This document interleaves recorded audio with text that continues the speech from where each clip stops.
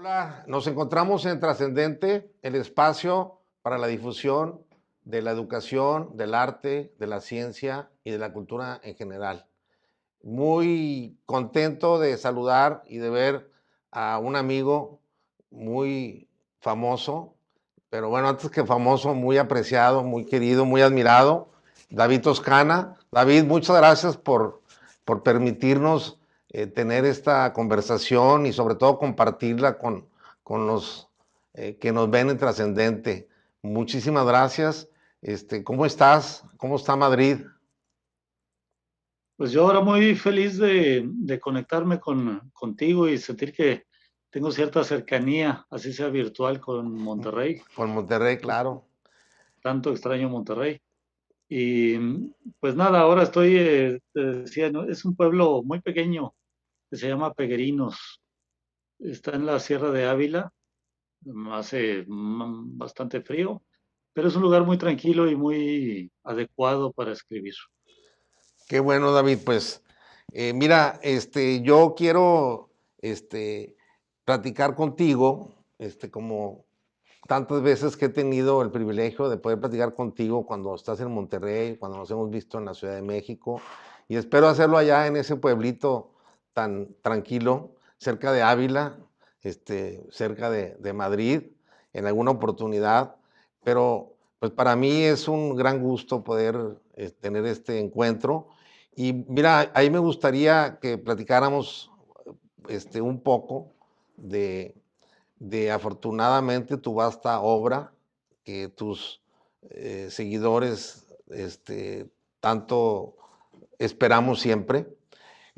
Tú eres ingeniero industrial y de sistemas, egresado de una de las universidades más importantes de América Latina, como es el Tecnológico de Monterrey, y pues te encontrabas después de que terminas tu carrera, como, como es normal, digamos, empiezas a trabajar en una empresa y vas caminando por ahí en esa ruta, pero ya traías la inquietud de la, pues de la creación, de la literatura.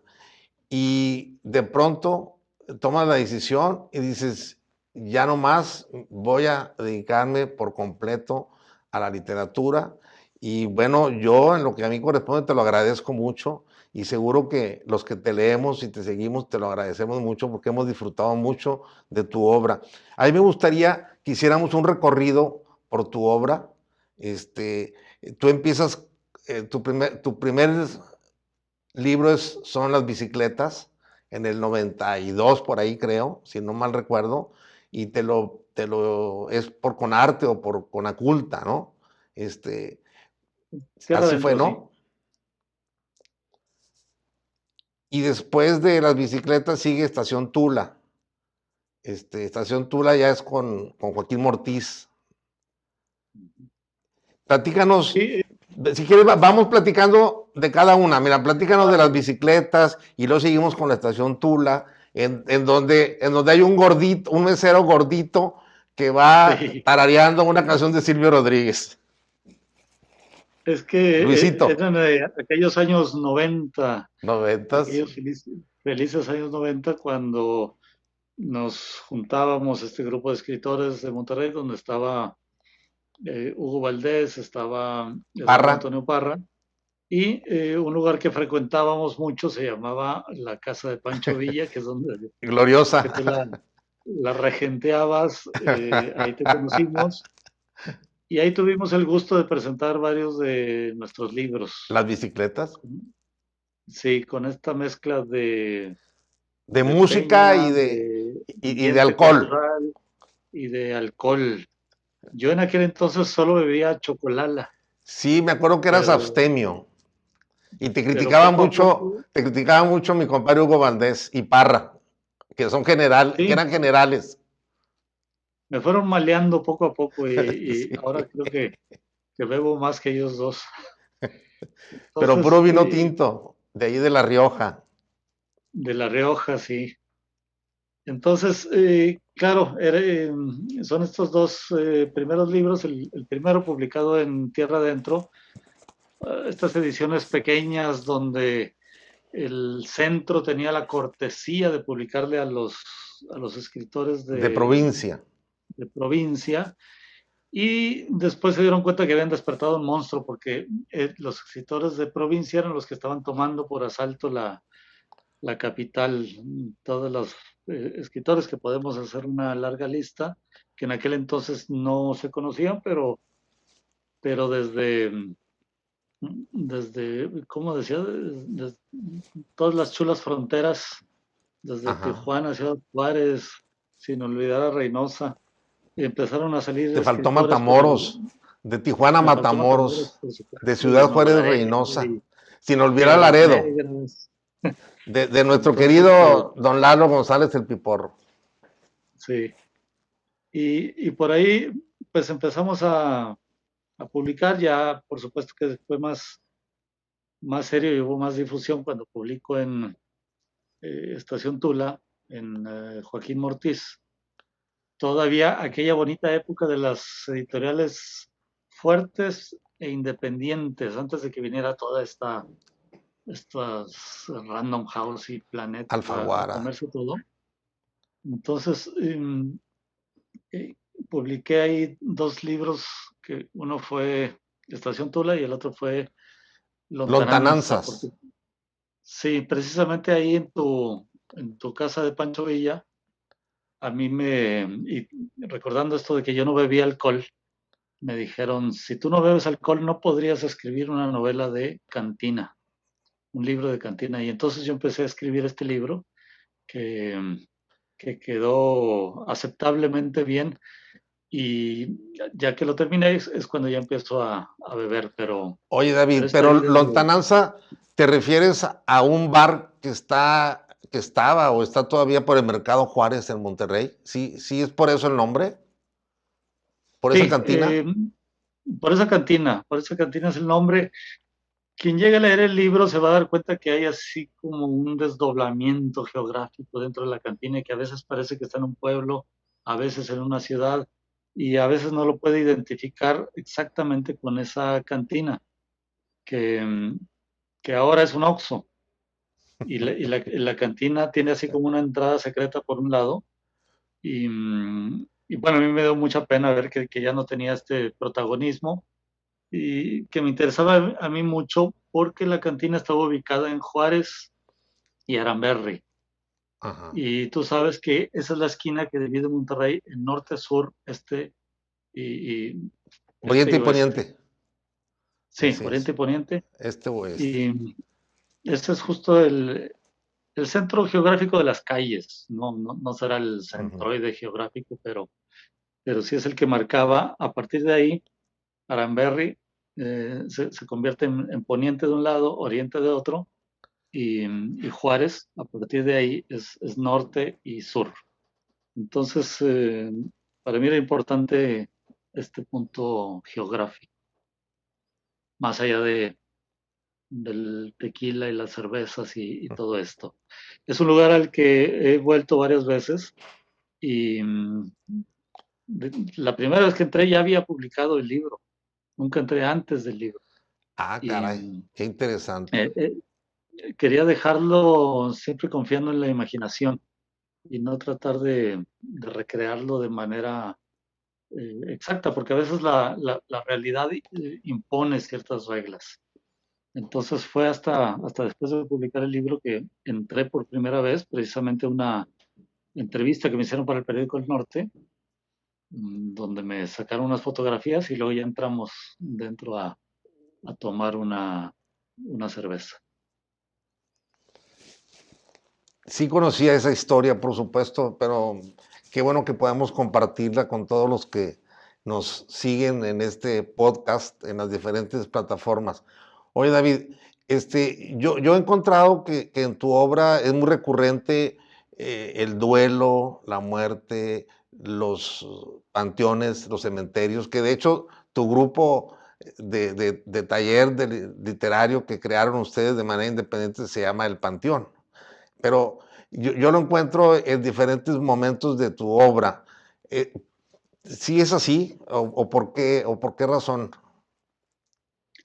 Sí, siempre tuve una atracción hacia los cementerios y, y a través de los cementerios la tuve con la muerte como tema, porque Sí, no me claro. siento muy atraído por la muerte física, quisiera mantenerla lejos todavía, pero Claro. como tema me parece muy importante y cuando me lo trato de psicoanalizar, digo que yo viví, mi infancia la pasé en la calle de Gollado, entre eh, la maternidad, que fue donde nací, 5 y allá 15. cerquita, sí, y al final de la calle están los cementerios. Claro.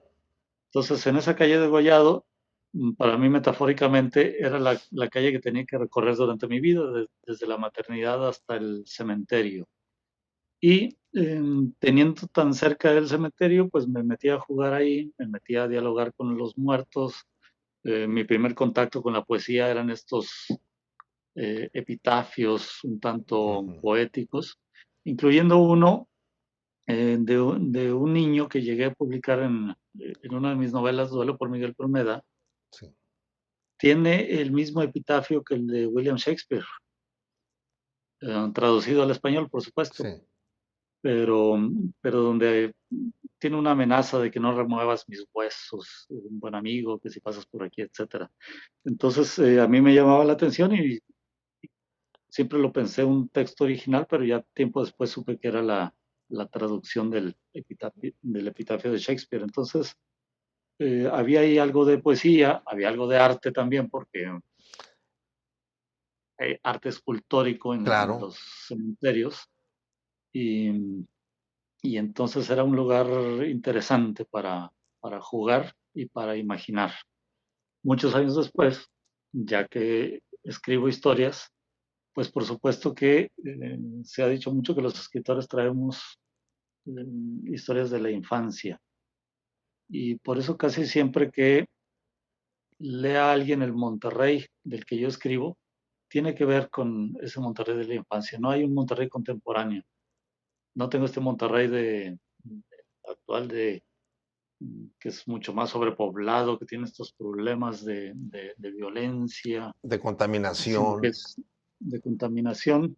Es un Monterrey más ubicado en una geografía pequeña, y que lo traigo a través de la nostalgia y no de una reacción a lo que puede ser el presente. Oye, David, y después siguió Estación Tula. Por ahí, también, yo creo que haber sido también por el 95 por ahí. Sí, de las bicicletas viene Tula, Sí. y, y esta era una historia que también yo la imaginé una vez. Era simplemente sobre un pueblo por el que no pasaba el ferrocarril, y entonces el pueblo venía menos. Y fue en aquel entonces que nos visitaba mucho en Monterrey Emanuel Carballo, que me dijo, esa historia que me estás contando le ocurrió a Tula, Tamaulipas. Ujú. ¿Por qué no vas a visitar Tula y, y pues la apropias para tu historia? Y así fue. Me fui a pasar unos días a Tula, fui a investigar, fui a platicar con la gente, y todo lo que fue documentarme para la novela me trataron muy bien, pero ya que se Ujú. publicó la novela me trataron muy mal, porque No les me decían, gustó es usted un mentiroso, eso no pasó. Y yo trataba de de hacer alguna explicarles. diferencia Claro, entre lo que es una novela y lo que es un documento histórico, pero claro, una crónica. me di cuenta que en el pueblo pequeño donde todo el mundo se conoce, es muy difícil meter ficciones. En cambio, las ciudades, eh, estas aceptan casi cualquier historia porque, claro, sabemos que no las conocemos a fondo. Bueno, Entonces, lo más adelante, en el último lector, agarraste al pueblo de García. eh, Y ahí, ¿cómo fue la reacción de la gente? ¿Fue como en Tula o no fue, o fue diferente? sí, ahí agarro muy poquito García, lo que más agarro es Icamole. Bueno, pero Icamole que Icamole está, pertenece a García. ahí sí, está ahí pegado. Es, Y, y, y entonces, pues ahí creo que no hay problema porque nadie me leyó en Icamol. Entonces, creo que no puede haber ni reacción positiva ni negativa. Es un lugar muy pequeño y, y la pero, novela precisamente parte de una idea eh, que es parte de la imaginación, que es qué pasaría si hubiera aquí una biblioteca. No la hay, no es un lugar de libros. Y, y hasta donde yo he tenido retroalimentación, nadie de Icamole me ha dicho nada. oye David, Estación Tula es el pueblo, que ahora es pueblo mágico, que por cierto es muy bonito. Eh, Ahí nació doña Carmen Romero, esposa de Porfirio Díaz. Y luego nos vamos a García, digo, a Icamole, que pertenece al municipio de García, en Monterrey, en Nuevo León, para contextualizar a todo el mundo que nos ve y que nos escucha. Y en Icamole sucede un acontecimiento histórico donde se supone que lloró Porfirio Díaz porque es derrotado por las fuerzas a cargo del general Julián Quiroga. Y que ahí, esa historia yo la escuchaba de mi padre, ¿no? Porque con mucho orgullo decía que Porfirio Díaz había llorado. Y por eso le dicen el llorón de Icamole. ¿Tiene algo que ver? ¿Hay alguna conexión en eso o es coincidencia? No, yo creo en este caso es una coincidencia, pero es una, digamos, que es una coincidencia que aparece de manera natural, puesto que si me estoy ocupando de la historia del norte y estos personajes nacieron, estuvieron, pisaron, pelearon, Uh -huh. visitaron el norte, pues entonces me tengo que ocupar de ellos. Y efectivamente Porfirio Díaz se convierte en un personaje importante de esta novela porque por un lado tenemos esta batalla de Icamole, esta batalla así donde se cuenta que lo que tú dices, que él lloró después de la derrota, que se le conoce como el llorón de Icamole, pero entonces ya a través de lo que es la posibilidad de la palabra empiezo a tender puentes con este Porfirio Díaz que acaba por morir en París. Entonces, de pronto me costaría trabajo tratar de explicarlo porque se tarda mucho la propia novela en contar esto, No hay más que la pero, compren y que la lean. pero las palabras tienen esta facultad de poder saltar Uh de -huh. un momento a otro, de un tiempo a otro, de una geografía a otro. Y este Porfirio Díaz que aparece en Icamole peleando, también dentro de la novela aparece en París, ya agonizante, ya viejo, ya derrotado por la vida. Y, y entonces es un personaje que me sugiere otra vez la propia historia. Hace rato yo te decía que no entraba lontananza porque la realidad de pronto impone, pero la realidad también es algo que nos facilita mucho poder imaginar cosas. Para mí una de las fuentes importantísimas cuando escribo una novela son las hemerotecas. Uh -huh. Entonces estoy siempre leyendo periódicos de la época. Si sitúo mi novela en una época o en otra, tengo que estar leyendo los periódicos de esa época para verdaderamente tratar de vivir eh, ese momento.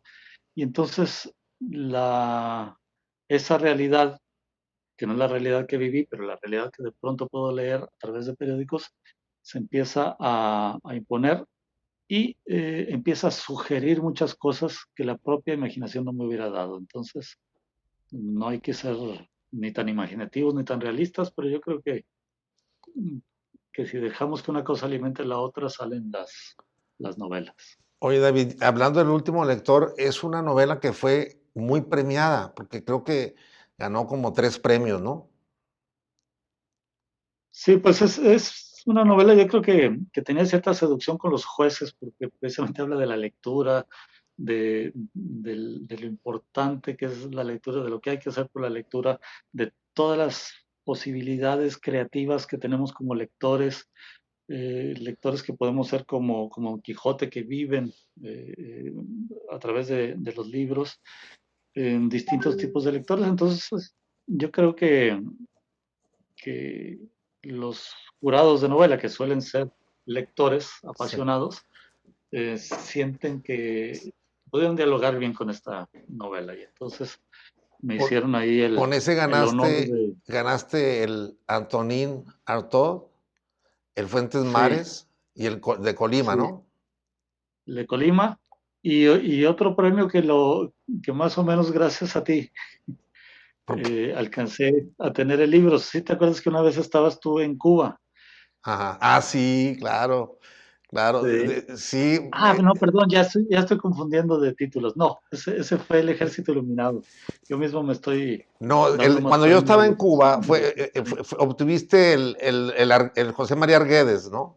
El de la Casa de Arguedas, las sí, Américas. de Bueno, Casa de sí, las déjame, Américas, sí. lo aprovecho para platicarlo.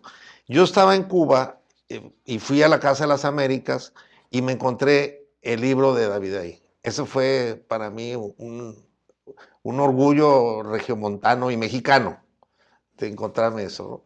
Pero también me dio mucho gusto andando en Los Ángeles y encontrarme libros tuyos ahí.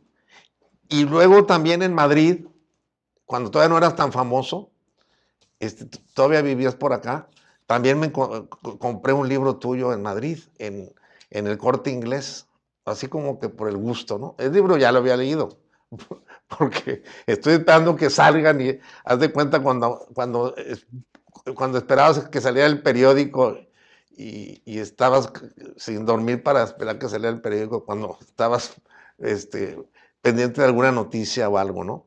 Este, Ahora, perdón, pero es que a mí aquí la que me parece simpática es la de Cuba, porque es una edición que yo no conocía. Me editaron el libro en Cuba, nunca tuvieron la cortesía de de enviármelo y yo no avisarte. conocía el libro. Entonces, el libro lo tengo gracias a ti, porque tú lo compraste en Cuba Sí, y cuando fuiste a Monterrey me lo enseñaste y yo dije, sí, ¿qué es jamás esto? había visto este libro. Entonces, ya ves cómo tus viajes luego eh, al que ilustran es a mí. Oye, David, vamos a platicar de Santa María del Circo para abarcar un todo, ¿no? Santa María del Circo fue muy exitoso en el sentido de que lo hicieron obra de teatro en Brasil y platícanos de Santa María del Circo, que es un libro también maravilloso. Sí, esta novela también tiene que ver con una conversación con Emanuel Carballo. Ahí estaba otro de los amigos y que dijo, por cierto, nunca se ha escrito en México una novela de circo. Y yo sin saber sin corroborar este dato, yo dije, pues yo lo voy a escribir. Y entonces ahí mismo empezamos a platicar de las posibilidades que tendría esta novela. Empezamos a hablar de la mujer barbuda, de los elefantes, o no sé de qué tantas cosas empezamos a hablar, que, que de esa reunión me saqué, ahora sí que como mago me saqué de la manga una novela. Y entonces, por suerte sí, la novela se publicó en algunos países y extrañamente es en Brasil donde más les gustó la novela. Por eso hubo una obra de teatro y una película. Y la película me dio para vivir 2 años en Lisboa, cosa que la literatura no me da. Pero siempre he dicho que a pesar de que yo no soy un aficionado del cine, pues siempre el cine le da a los escritores más posibilidades económicas y de difusión que la propia literatura. Entonces, pues estuve muy contento que a los brasileños les gustara la traducción, por supuesto, una muy buena traducción, y, y que tanto el libro como la obra de teatro y como la película llegaran a buen fin. Oye, David, y luego después siguió Duelo por Miguel Pruneda, que es favorita de mucha gente. Es una de mis 10 favoritas. Están en mis top 10 de tu obra. Esa novela es muy curiosa porque casi nadie la lee, pero la poca gente que la lee Le gusta mucho. sí la pone así como entre sus favoritas o al menos una novela que les gusta mucho. Y extrañamente es lo que yo le llamaría mi worst seller. Mm, se reeditó hace poco, después de muchos años, se reeditó en Alfaguara y otra vez sin pena ni gloria. Y se tradujo solamente al sueco, cosa, cosa importante para todos los que tienen ambiciones de premio Nobel, entre los que no me cuento. Y, Yo como pero, quiera sí te apuesto a ti, ¿eh? este, bueno, después podemos platicar de eso, pero no es de voluntad ni de escritura, es de muchas De relaciones gestoría, públicas. Sí, sí, sí, sí, son e- cosas en las que, en- en las que entre otras poca cosas. gente está metido. Por eso a veces nos preguntamos, ¿y por qué a fulano le dieron el Nobel y a Sí. Mengano no? Y tiene mucho que ver con esto que mencionas de la gestoría. Eh, Tú decías ahora, que Duelo por esta Miguel novela, Pruneda, que sin pena ni gloria, comercialmente hablando. Desde luego hay que sí, aclararlo. comercialmente hablando, y como te digo, tiene pocos lectores, pero los pocos lectores son agradecidos. Entonces, para mí es una novela que me gusta mucho, para mí es importante porque hay muchos elementos autobiográficos en ella y precisamente el personaje, como otros personajes de otras novelas, vive en esta calle degollado, Degollado. que es la calle de mi infancia. Tiene ciertas inclinaciones que yo tenía, también de niño jugaba en el cementerio, mm, también jugaba, como yo jugaba en el obispado, un lugar para jugar a la guerra contra los gringos. Y, y entonces todos estos elementos autobiográficos que para mí eran muy importantes, por ejemplo, mi madre me dejó de hablar mucho tiempo porque el señor que aparece ahí muerto, José Videgaray, es mi abuelo. Y Tu abuelo entonces, materno, justamente. el abuelo materno sí, Sí. pero yo le hago un homenaje a través de ciertos elementos literarios, como era su antiyanquismo, como era su afición por los toros, y pues mi madre lo único que entendió es que yo lo tenía desnudo en una bañera. Y pues entonces no, Te la bañaste. no Sí. me quiso, Sí. no me Te- quiso hablar en mucho tiempo. no, pues tenía razón tu mamá. Sí. Ahora recuerdo esto. Sí. No, qué bárbaro. Y, pero ocurre que, claro, yo le pude haber puesto cualquier nombre Sí. y no respetar el nombre de mi abuelo. Y entonces mi madre ni cuenta se hubiera dado de quién era este personaje. Pero para mí era importante puesto que tenía mucho que ver, en verdad, con ese homenaje literario que le Sí, quería, que claro. le quería hacer. Y lo retomas un poco en El Ejército Iluminado, ¿no? Platícanos de esa obra donde unos niños que eran de ahí, de ese barrio también, ¿no? Sí, también viven en esta misma calle que es Degollado 467 Sí. Sur. Y ahí es otro el personaje que vive ahí, pero que comparte este espíritu anti-yankee. Entonces él sueña con invadir Texas y Y recuperarla. recuperar. Y como nadie le hace caso, pues conoce a unos niños con síndrome de Down y a ellos sí los entusiasma y ellos despiertan todo este heroísmo que llevan dentro. Se dan cuenta que no quieren estar metidos en un instituto donde más los limitan que los hacen crecer y salen a esta tremenda aventura de recuperar Texas. Esta fue muy reconocida, ¿no?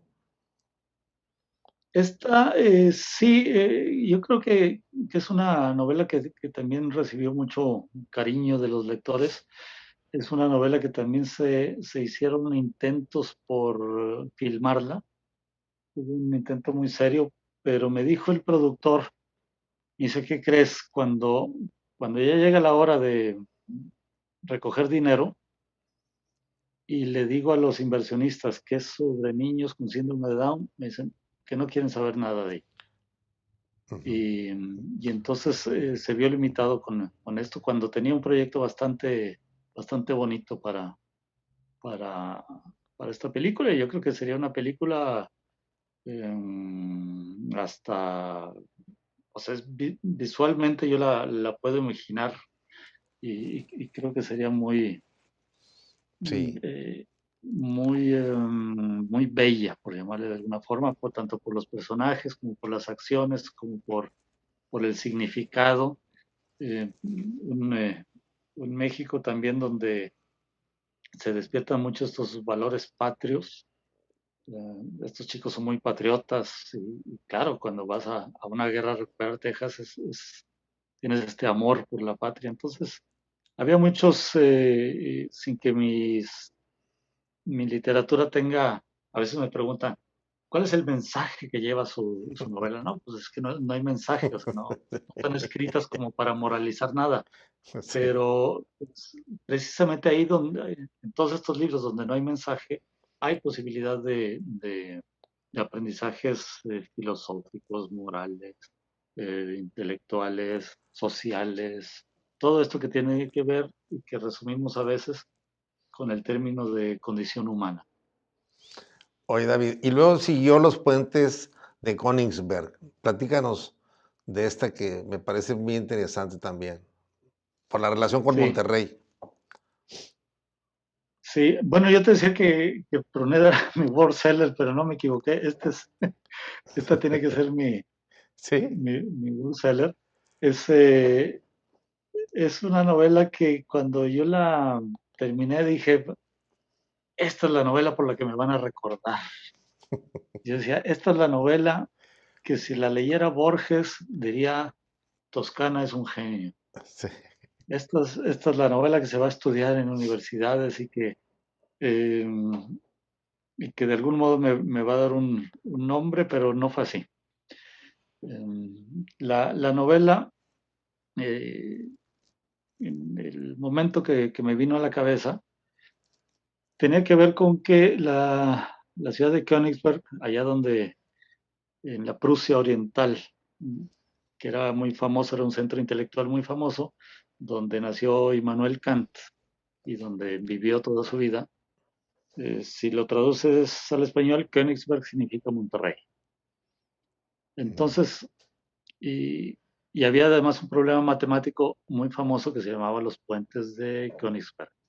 Un problema que resolvió Leonhard Euler y él era el más célebre matemático de su época. Entonces, tomando esta idea de los puentes de Königsberg, dije, voy a tener un puente entre el Monterrey regiomontano y el Königsberg prusiano. Un, eh, un Königsberg prusiano, donde de hecho la academia de Königsberg se llama, tenía el nombre en latín, Academia Regiomontana. Ujú. De Alfonso Reyes a Immanuel Kant y llamaba el otro Regiomontano Universal. Entonces, decía yo, bueno, ¿cómo puedo hacer para tender un puente entre estos dos lugares? Y fue cuando me propuse una novela donde una geografía fuera otra geografía, una historia fuera otra historia, un tiempo fuera otro tiempo y unos personajes fueran otros personajes. No hago muy largo el cuento, pero por ejemplo, mis personajes a ratos son unos bebedores en Monterrey, pero a ratos se sienten que están en Königsberg durante la Guerra Mundial, cuando están ya cayéndoles los rusos encima. Y entonces hay este desdoblamiento de personajes, de tiempo, de historia y de geografía. Mm, para mí era así, te digo, cuando Sí. puse el punto final dije, Esta es Toscana. la obra. Dije, sos un genio, porque estas cosas hay que decirlas en argentino siempre. Sos un genio. Y resultó que no, que nadie le hizo caso a la novela y ahí se está pudriendo en no sé qué bodega. Oye, pues mencionabas a Borges, que es uno de tus referentes, ¿no? Digo, Mm, además de Cervantes. sí, bueno, Borges lo leí con mucho gusto, sobre todo en otra época, cuando me interesaba más esta literatura de imaginación que la literatura más humana, más de, de situaciones límite. Entonces, eh, más bien para hacia donde me he ido inclinando es hacia la literatura rusa, que es donde tengo mi corazón puesto. Um, Podemos hablar del Quijote, podemos hablar, por supuesto, de mucha literatura latinoamericana, donde siempre he puesto como mis favoritos a Juan Carlos Onetti, a José Donoso, dos, dos escritores que tuvieron poco acceso a eso que se le llamaba el boom y que, sin embargo, eran dos Ujú. escritores geniales, profundos, ácidos, duros y creadores de situaciones difíciles, complicadas para el ser humano. Entonces, me gustaba mucho. Quizás sean más difíciles de traducir porque son de una prosa más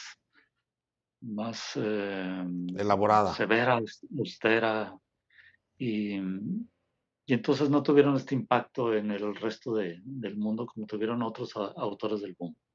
Pero yo creo que los que leemos en español tenemos que atender a estos autores y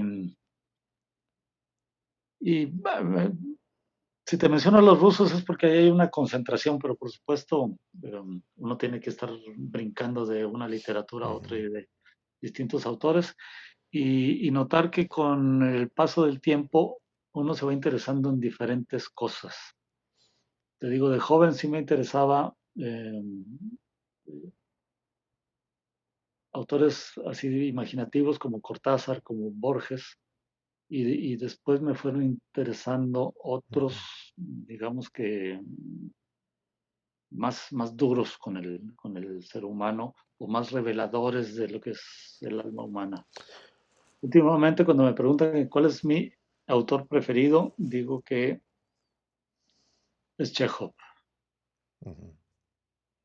Chekhov se le ha tenido como un autor grande siempre, Sí. pero ahora que en español tenemos la posibilidad de leer sus cuentos completos, hay que invitar a los lectores a que lo lean de manera completa para que no se queden con estas Ujú. antologías donde está La Dama del Perrito y algunos otros, sino que si de veras conocemos a todo este autor y leemos los 4 o 5 tomos de sus cuentos, incluso de sus novelas, porque hay algunos textos que son suficientemente largos para considerar novelas, eh, va a ocurrir lo que a mí me ocurre, que es que cada situación en la que me veo envuelto, digo, esta ya la había contado Chejo. Y hubo un momento donde para mis artículos que escribo, me tuve ya que deshacer del fantasma de Chekhov, porque casi todo lo Ujú. que quería escribir tenía que ver con Chekhov. Y entonces decía, como Chekhov dijo, y como en el cuento de Chekhov, y el artículo de la siguiente ocasión volví a mencionar a Chekhov, hasta que dije, ya mis lectores se van a aburrir.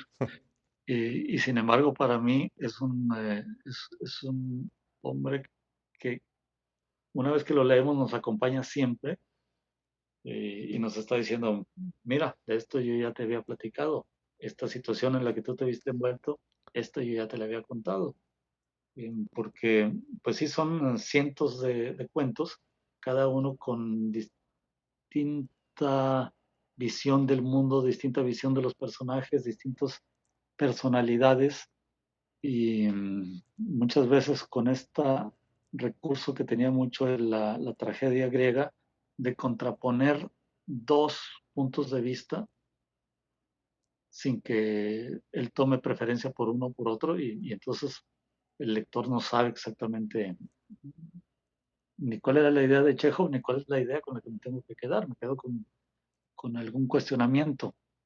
Y, y además de todo esto, es un prosista fino, nunca se excede en las palabras, eh, siempre respeta la brevedad, y esto yo lo aprecio mucho.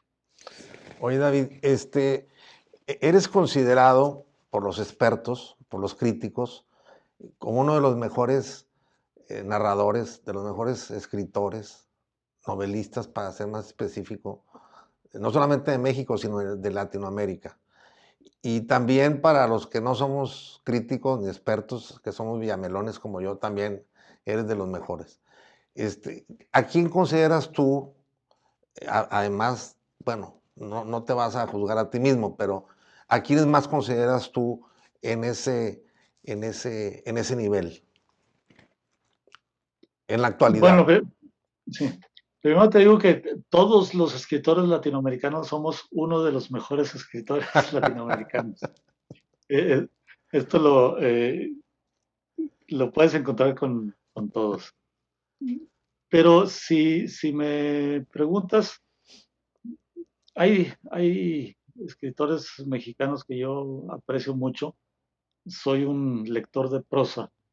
Me gusta la prosa más que las tramas. La trama tiene que estar sustentada por una buena prosa, por un buen ritmo, por un buen trato con las palabras.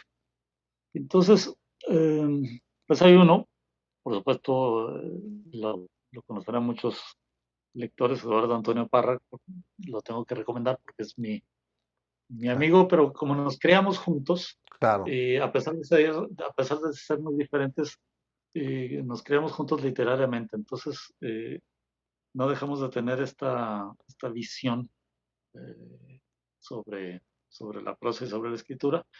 Y hay otro personaje eh, que es de la generación anterior, bueno, la que sigue de la nuestra, pues, que a mí me parece un prosista muy fino, y es Bone, es Jorge Bone, que tiene una novela que siempre se me olvida su título porque es un poco complicada, no sé qué, del centro del mundo, y es la visión sobre la narcoviolencia que más me ha gustado de todo lo que se ha hecho en México. De algún modo, la evade, de algún modo es como si no te contara de ella, pero tú sientes la presencia, sientes este lenguaje poético, sientes, por supuesto, la violencia, la tensión, sientes un montón de cosas sin necesidad de que haya presencia de cuernos de chivo y de balaceras y sangres y el tronadero de cartuchos y todo esto. Entonces, es una novela, toda la soledad del centro de la tierra, así se debe llamar. Eh, y en general, Bone me parece un escritor excepcional, y cuando me dan la oportunidad, dado que es un escritor poco leído, me tomo el gusto de recomendarlo. qué bueno, qué bueno. Fíjate que este, creo que es importante eso. Oye, David, luego después, la ciudad que el diablo se llevó. Platícanos de esa. Bueno, la vida, el corazón y otra serie de cosas me llevaron a vivir a Varsovia. Yo estaba muy interesado en la literatura de ese mundo. De hecho, antes de mudarme para allá, es cuando yo ya estaba escribiendo los puentes de Königsberg, que tiene que ver con este mundo. Y cuando llegué a vivir a Varsovia, me encontré que era una ciudad muy adecuada para las historias que me gustaba a mí contar. Tenía que ver con la muerte, con la destrucción, con estas ciudades que de pronto desaparecen. Y Varsovia había sufrido mucho durante la Segunda Guerra, así que me puse a tratar de vivir en esta Varsovia de justo después de la guerra. Para mi sorpresa, este mundo no estaba novelado. Se novela mucho lo que es la guerra, lo que son los campos de concentración, un montón de historias, pero cuando la guerra termina y cuando se supone que Polonia fue liberada por los aliados, y sin embargo, pues ¿cuál liberación? Puesto que les están cayendo los comunistas encima. Entonces, este fragmento de historia no estaba novelado y me lancé a novelarlo. Creo que, creo que quedó muy bien, pero a los polacos no les gusta. Y no les gusta esta novela por dos razones. Una, porque ellos viven de la martirología. Todo lo que ocurrió en esta época es sagrado. Y por lo mismo no se ha novelado, porque la novela Ujú. pide, um, o sea, no la haces con estampitas de álbum de la patria, la haces de manera más descarnada, más desacralizadora. Y entonces los polacos por eso no le han entrado a esta novela, pero a este periodo histórico para escribir, pero tampoco le han, eh, le han entrado a la novela. Cosa curiosa, los lectores sin compromisos polacos les gusta la novela, pero los editores no quieren saber nada de ella. Sienten que es políticamente muy incorrecta. Eso por el lado de la historia. Ahora, por un lado, sí que hay que reclamar un poco, es porque me preguntan, ¿y por qué un mexicano va a contar una historia nuestra? Y entonces ahí sí yo digo, va, porque soy un contador de historias y porque tú tienes, los polacos tienen a Stanislaw Lem, que ha escrito sobre mundos que nunca conoció. Ustedes tienen escritores que han escrito sobre Egipto, ustedes tienen escritores que han escrito sobre, pero resulta que no aceptan que un mexicano venga a escribir sobre su tierra. Y eso es eh, algo que se nota en varios países de Europa. Nosotros sabemos que tenemos muchos escritores extranjeros que han venido a México y han escrito sobre México y los leemos con mucho Sí. gusto. Quizá el que leemos con más gusto es Bajo el Volcán.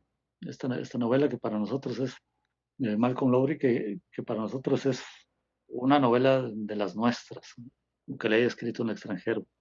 Y nunca hemos visto esta distancia con la literatura, con los escritores que vienen a descubrir nuestro mundo.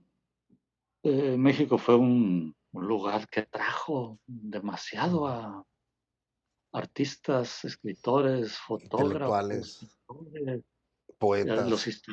historiadores también extranjeros se interesaron mucho por la historia de México y vengan todos bienvenidos. Y, y aquí no ha habido mucha reciprocidad. Entonces, sí Me sería así imagino que tiene una... que ver con la tradición mexicana de ser anfitriones, de ser este, siempre muy hospitalarios. Ha sido así nuestra historia, ¿no? Oye, David, ¿y Evangelia? Evangelia es otra novela que brota de pronto, brota con la idea de qué le ocurriría, qué hubiese ocurrido si a José y María les nace una niña en vez de un niño. Entonces, pues se me ocurrió la idea y nunca supe qué hacer con ella. La tuve varios años en la cabeza, pero decía, pues es que no tiene ningún encanto la historia, porque pues simplemente en vez de Jesús es Jesús y no ocurre nada.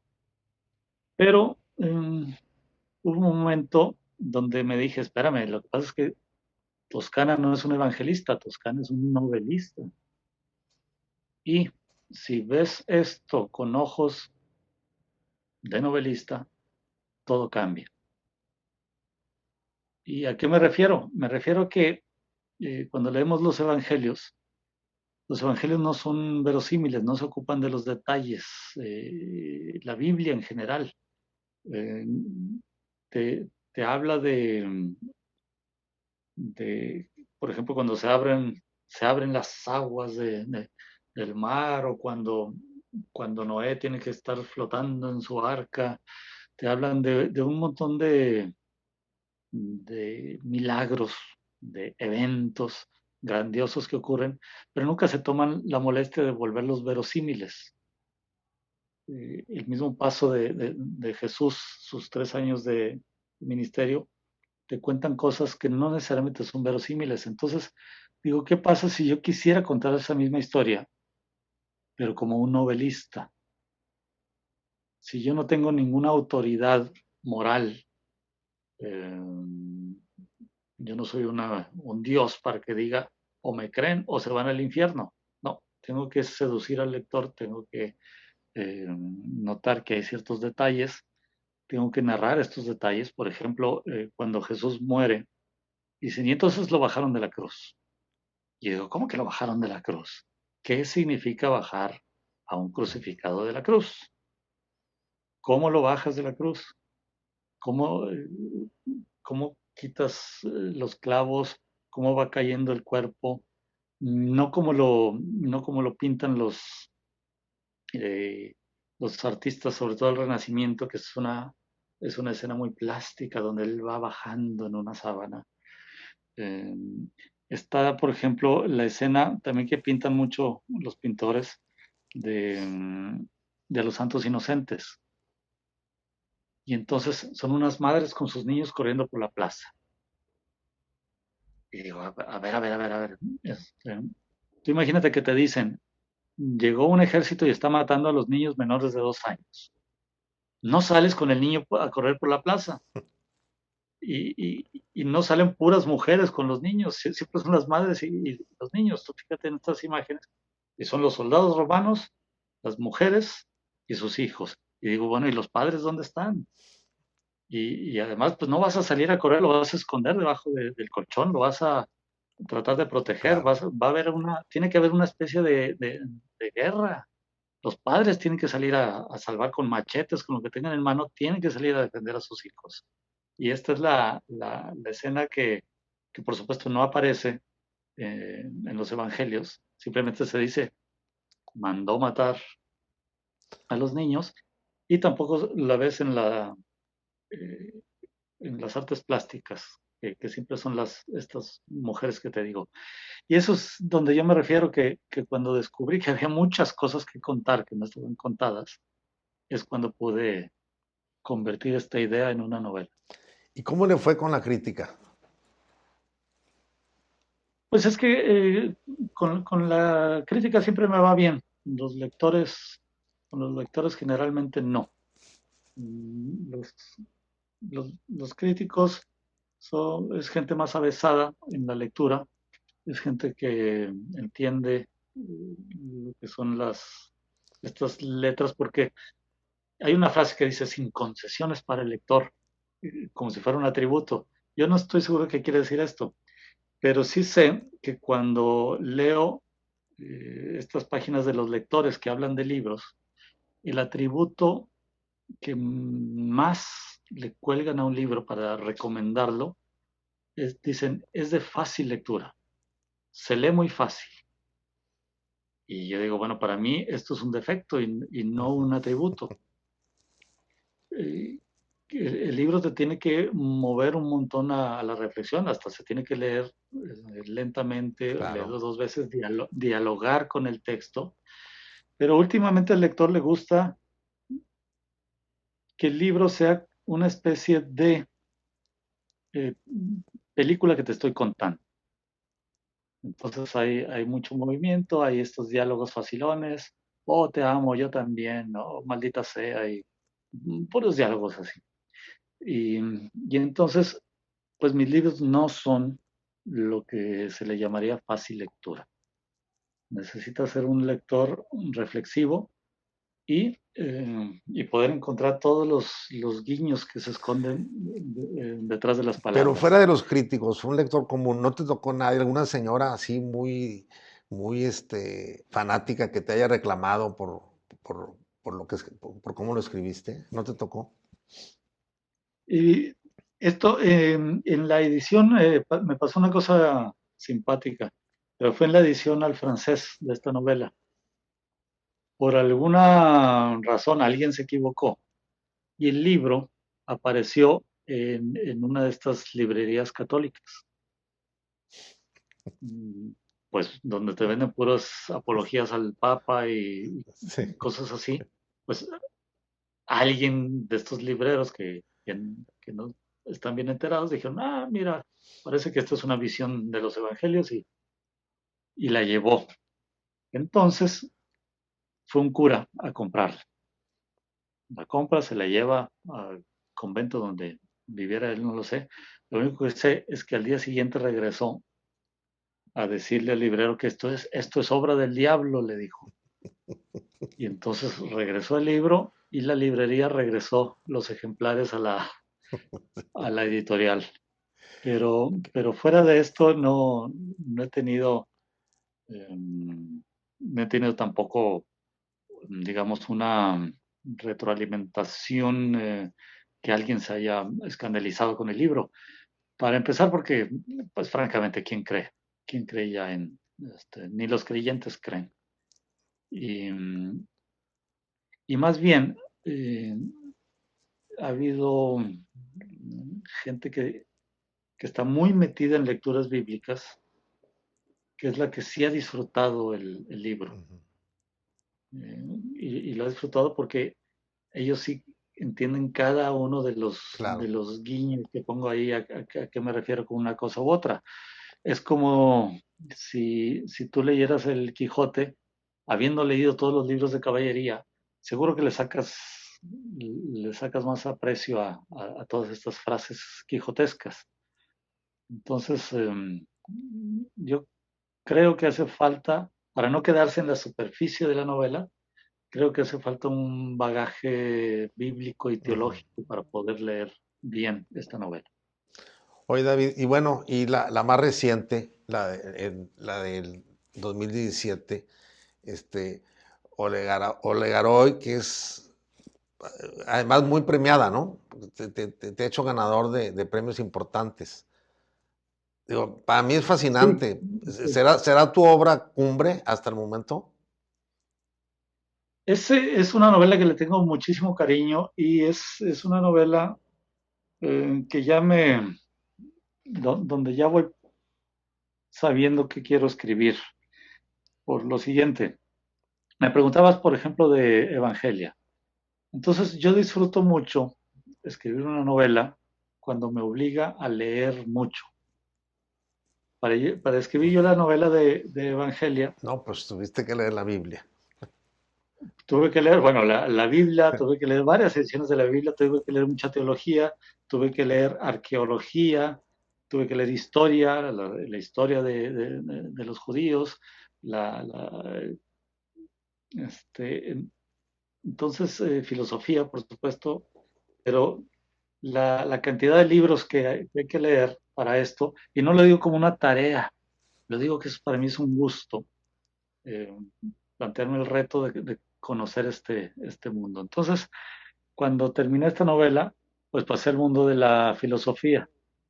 Yo quería leer mucha filosofía y entonces me invento este personaje que es un simplón, es un hombre con poco caletre, pero que de pronto, a través de ciertas simplezas, mueve engranajes filosóficos y teológicos, históricos y demás. Que Entonces, además sufre de insomnio. que además sufre de insomnio. Entonces, es una novela un poco rara en el sentido de que, por un lado, se cuenta una historia, pero por otro lado, hay un narrador que siempre está interviniendo para contar otras cosas y hace falta una profunda complicidad con el lector para que también empiece a jugar al mismo juego que Olegaroy. Entonces, es una novela, pues sí, que me hizo leer que me hizo leer filosofía de manera más disciplinada, no como un simple diletante que está un día queriendo leer a uno y luego a otro. Y, y entonces creo que también ahora la novela que voy a publicar próximamente, perdón que me adelante, eh, pues Como tiene quiera te que iba a ver con preguntar la eso, ¿eh? literatura. No, bueno, entonces yo Claro. a fuerza lo voy a meter. No, te iba a preguntar. Ah, que sí, Sí, sí, que sí. claro, claro. Sí, pues es que ahora lo que hice fue ponerme a leer literatura rusa. Mucha literatura rusa, la que siempre había leído de los clásicos, pero ahora empezar a rascar y rascar también un montón de autores y obras que no había leído. Y, y la novela que ya sale dentro de muy poco es una especie de Quijote o antiquijote. Don Quijote lee novelas de caballería y se siente un héroe, y mi personaje lee novelas rusas y la novela rusa es la del antihéroe. Entonces, ya no te platico la trama, Ok. pero ahí vemos que hay una Para cuándo la vamos diferencia. a poder, para cuándo la vamos a poder adquirir? Pues la fecha exacta no la sé, pero Ujú. será así ya durante este año. Estoy ahorita viendo eso con la editorial. Oye, David, pues ya me están diciendo aquí en el estudio Que ya sí, corte, sí. pero como quiera, todavía tenemos unos minutitos para unas preguntas que quiero comentar, que nos comentes. Este, pues tú has recibido muchos premios. Yo creo que eres de los más premiados. Y has recibido también, bueno, tu obra ha sido traducida a una cantidad como 15 o 16 idiomas, ¿no? ¿Cuántos? Sí, por ahí, creo que 16 por ahí va la cosa. Por lo menos eres uno de los regiomontanos, a lo mejor el más, el que ha sido más traducido, ¿no? Es que a mí me hace gracia porque eh, me presentan como el regiomontano más traducido después de Alfonso Reyes. Y cuando les pregunto, ¿y a qué lengua tradujeron a Alfonso Reyes? Nadie sabe contestar. Pero No, yo creo que tú eres más pues, traducido que Alfonso Reyes. sí, pero el que inventó esto fue Pepe Garza. Y, Un saludo y para yo le nuestro decía a amigo Pepe Pepe. Garza, sí, decía Pepe, le dije, vamos a seguirlo diciendo porque tiene más glamour Sí, decir el más mencionar a traducido Alfonso después de Reyes. Alfonso Reyes que simplemente mencionar mi nombre sin meter a Alfonso Reyes en la frase. Bueno, me comprometo a seguir con esa tradición tuya y de Pepe. Si Sí, tú siempre di que soy el más traducido después de después Alfonso Reyes. de Alfonso Reyes. Oye, también has tenido la oportunidad de estudiar en el International Writers Programs de la Universidad de Iowa o algo así, ¿no? A ver, tú Sí, acláralo. pero así se llama, pero no es para estudiar. No, es para qué, Es para, para reunir, eh, es muy curioso porque reúnen a algo así como 30 o 25 escritores de 25 países, y la intención original de esa beca es que te muestren todas las bondades del American Way of Life y que como escritor te veas impregnado con esto. no Pero lo siempre lograron ocurre lo contigo. contrario. ¿Perdón? Contigo no No, es lo que lograron. todo el mundo termina más anti-yankee Sí, cuando va sí, a esta beca que después de cuando... ahí escribiste El Ejército Iluminado. Sí. Entonces, Le salió es, contraproducente. Sí, fíjate no, que, es una cosa muy atractiva por esta convivencia que hay con autores de otros claro, países, porque con estos autores también salen oportunidades para publicar en otro lugar, para conversar, para hacer amistad, para aprender sobre bebidas exóticas que uno no conocía.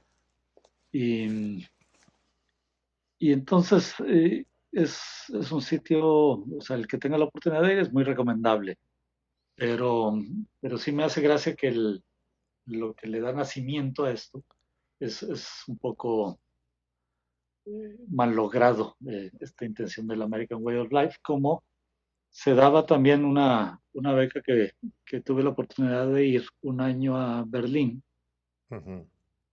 donde originalmente la daba eh, una fundación gringa para que los escritores vivieran en este Berlín rodeado por comunistas, en este Berlín occidental, pero para que Sí, conocieran esta vida.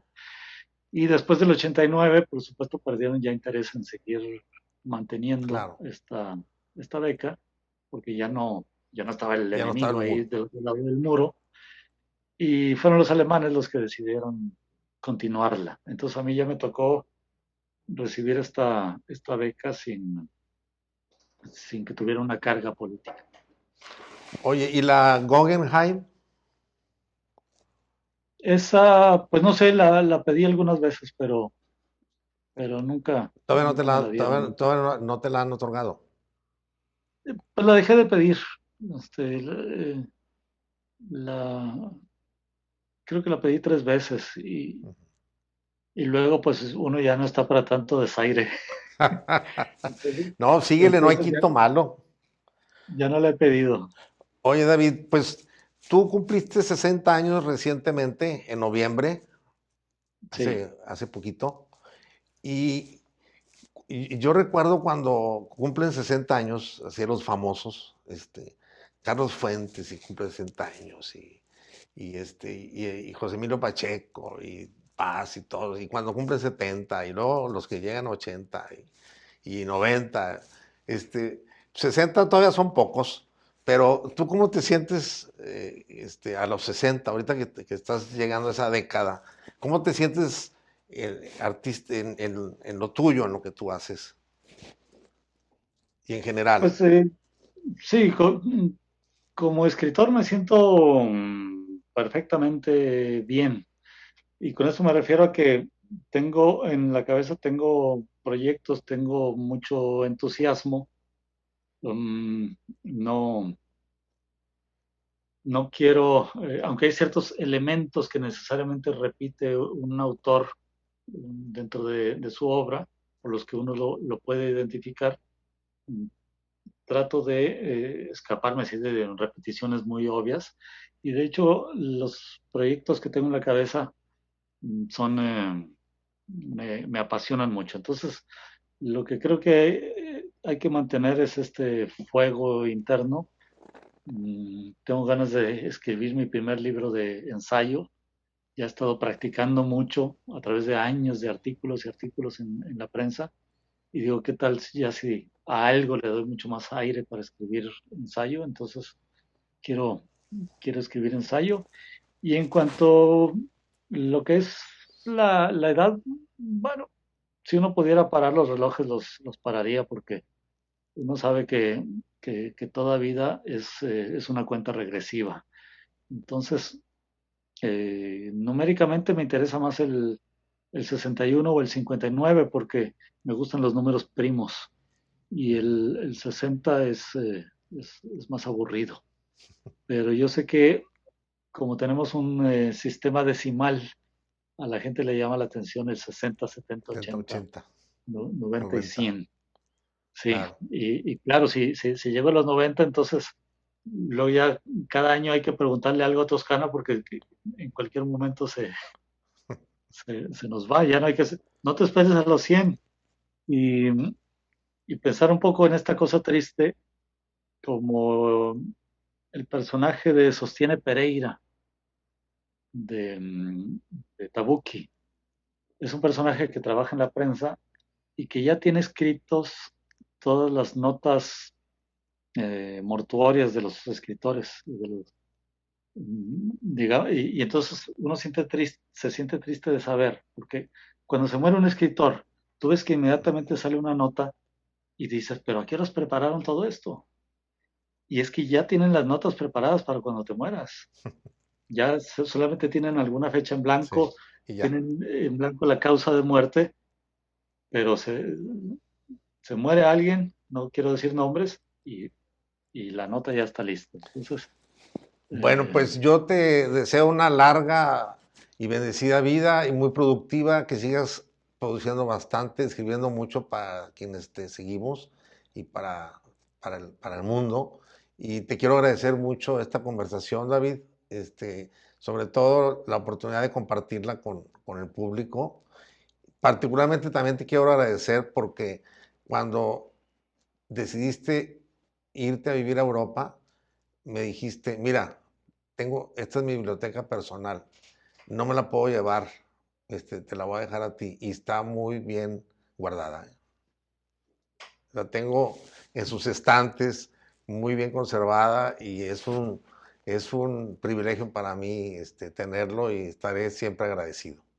Y pues nos veremos pronto, espero que muy pronto, acá en Monterrey o en Madrid. Sí, ojalá y sí nos veamos pronto en Monterrey, me daría más ganas. Claro que sí, acá te esperamos. Muchísimas gracias. Gracias a todos. Esto es Trascendente. Hasta la próxima.